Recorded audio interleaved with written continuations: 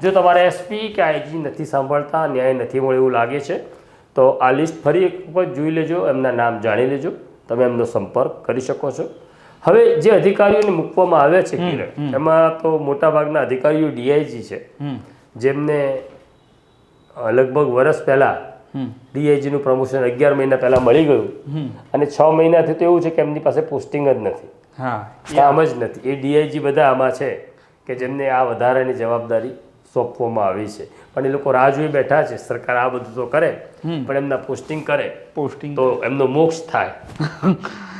હવે આમાં ખાલી એક નોંધ એવી છે કે જે પીજી પોર્ટલ સ્વાગત, એમપી એમએલએ રેફરન્સ, સીએમઓ સ્વાગત રેફરન્સ, એ બધા પણ આમાં ઇન્ક્લુડ થશે આમાં? હાજી. હા, તો એટલે આ પોર્ટલ ઉપર જે ફરિયાદો આવે છે એનું નિરાકરણ પણ આ અધિકારીઓએ જોવાનું રહેશે.